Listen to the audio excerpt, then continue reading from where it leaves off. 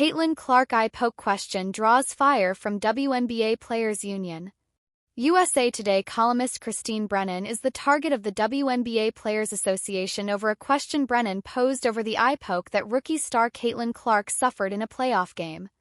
USA Today Sports should explain why a reporter with clear bias and ulterior motives was assigned to cover the league, said WNBA Players Association Executive Director Terry Carmichael Jackson in a statement, which also called on USA Today to discipline Brennan.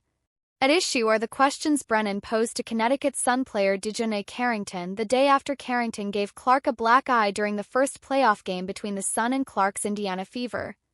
Oregon libraries see record number of book ban requests. "Did you intend to hit her in the eye?" Brennan asked Carrington. "I don't even know why I would intend to hit anybody in the eye. That doesn't even make sense to me," Carrington responded. "I didn't know I hit her. I was trying to make a play on the ball and I guess I followed through and hit her. Obviously, it's never intentional, that's not even the type of player I am," she added. Jackson's statement blasted Brennan in very personal language. That so-called interview in the name of journalism was a blatant attempt to bait a professional athlete into participating in a narrative that is false and designed to fuel racist, homophobic, and misogynistic vitriol on social media, Jackson said, instead of demonstrating the cornerstones of journalism ethics like integrity, objectivity, and a fundamental commitment to truth. "You have chosen to be indecent and downright insincere," she added. The WNBA has not commented. USA Today's sports executive editor Roxana Scott issued a statement that said, "We reject the notion that the interview perpetuated any narrative other than to get the player's perspective directly." Brennan's only comment came Saturday on her X account, in a response to a colleague defending her. "I'll keep asking questions and seeking answers. It's journalism 101, she wrote. Top 10 U.S. cities for commuters, study. Brennan has been a sports writer and columnist for more than 40 years. She was among the first women to cover an NFL team, is the author of 7 books, and has covered the last 20 Olympic Games. Carrington is in her 4th season with the WNBA after playing college basketball at Stanford and Baylor.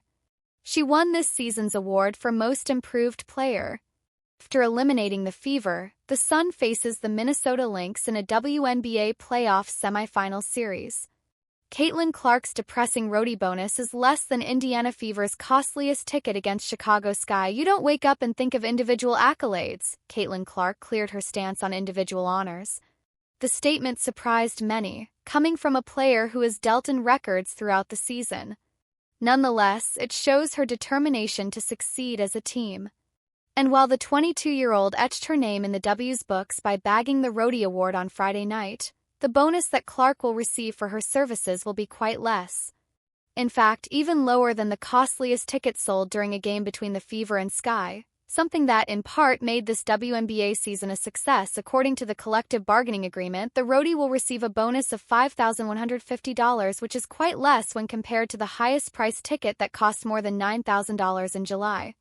Furthermore, anyone included in the All-WNBA rookie team will get an additional bonus of $1,500.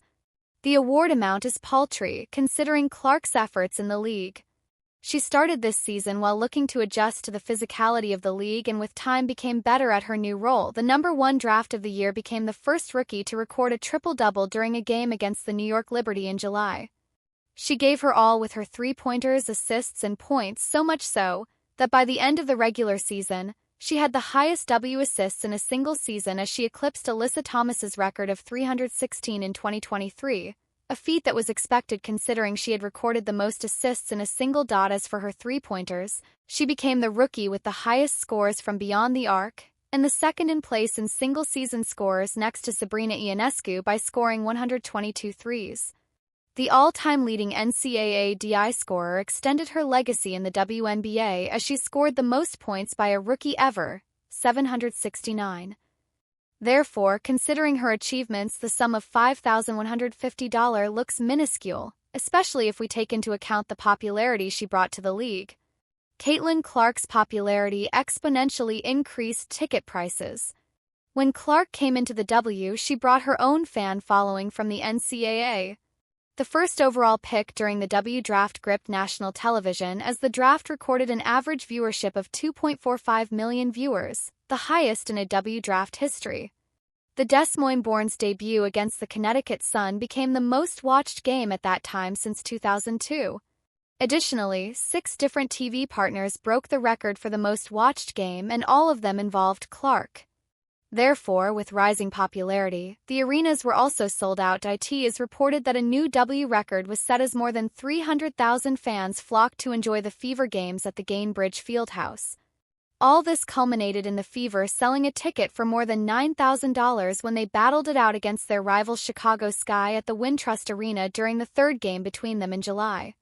As per Jordan Valinsky of CNN.com Sports Business Journal, these were the most expensive tickets for a WNBA game ever.